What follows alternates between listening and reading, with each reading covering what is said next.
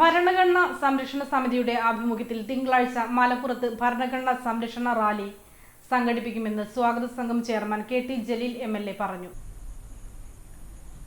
കേരളത്തിൻ്റെ വിവിധ ഭാഗങ്ങളിൽ സമാനമായിട്ടുള്ള പരിപാടികൾ സംഘടിപ്പിക്കപ്പെട്ടിട്ടുണ്ട്.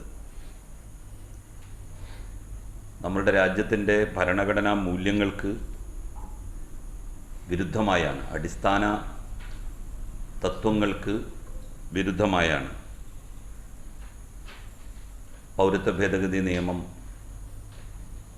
പാർലമെൻറ്റ് പാസ്സാക്കിയിട്ടുള്ളത്.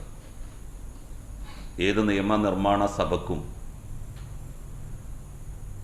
ഭരണഘടനയുടെ ചട്ടക്കൂട്ടിൽ നിന്നുകൊണ്ടുള്ള നിയമനിർമ്മാണങ്ങളെ നടത്താൻ പാടൂ.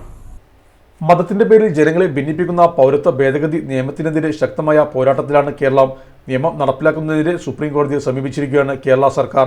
അതേസമയം ബഹുജനങ്ങളെ അണിനിരത്തി ഈ കരിനിയമത്തിനെതിരായ സംഘടിപ്പിക്കുന്ന പ്രക്ഷോഭ പരിപാടിയുടെ ഭാഗമായാണ് റാലി സംഘടിപ്പിക്കുന്നത്. 2019 ഡിസംബർ 11 പൗരത്വ ഭേദഗതി നിയമം പാർലമെന്റ് പാസ്സാക്കിയത്. 2020 ജനുവരി 10 നിയമം നടപ്പിലാക്കാനുള്ള വിജ്ഞാപനവും കേന്ദ്ര സർക്കാർ പുറത്തിറക്കിയിരുന്നു.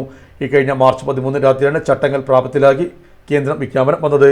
പൗരത്വം നിർണ്ണയിക്കുന്നതിന് അടിസ്ഥാന മതം ആകുന്നത് ഇന്ത്യൻ ഭരണഘടനയ്ക്ക് വിരുദ്ധമാണ്. ഈ സാഹചര്യത്തിൽ എല്ലാ വിഭാഗം ജനങ്ങളെയും ഒരുമിച്ച് ചേർത്തുള്ള പോരാട്ടം ഉയർത്തിക്കൊണ്ടുവരികയാണ്. കേരളത്തിൽ പൗരത്വ ഭേദഗതി നിയമം നടപ്പിലാക്കില്ലെന്ന് സംസ്ഥാന സർക്കാർ പ്രഖ്യാപിച്ചിട്ടുണ്ട്. രാവിലെ 10 മണിക്ക് കോഴിക്കോട് റോഡിലെ മച്ചിങ്കൽ ബൈപ്പാസ് ജംഗ്ഷനിലാണ് ഭരണഘടനാ സംരക്ഷണ റാലി ചേരുക. മുഖ്യമന്ത്രി പിണറായി വിജയൻ ഉദ്ഘാടനം ചെയ്യും.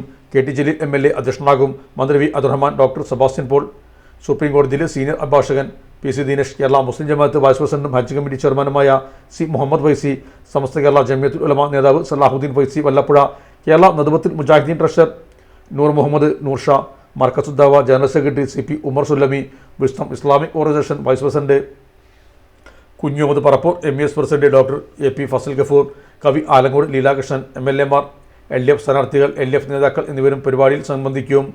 ജമാഅത്തെ ഇസ്ലാമിയെ റാലിയിലേക്ക് ക്ഷണിക്കാത്തത് എന്തുകൊണ്ടെന്ന മാധ്യമപ്രവർത്തകരുടെ ചോദ്യത്തിന് ജമാഅത്തെ ഇസ്ലാമി മത രാഷ്ട്രീയ പാർട്ടിയായതിനാലാണ് റാലിയിലേക്ക് ക്ഷണിക്കാത്തതെന്നായിരുന്നു കെ.ടി. ജലീലിന്റെ മറുപടി. ജമാഅത്തെ ഇസ്ലാമി ഒരു മതസംഘടനയാണോ ഒരു രാഷ്ട്രീയ സംഘടനയാണോ എന്നുള്ള കാര്യത്തിൽ അവർക്ക് തന്നെ രണ്ടഭിപ്രായമുണ്ട്.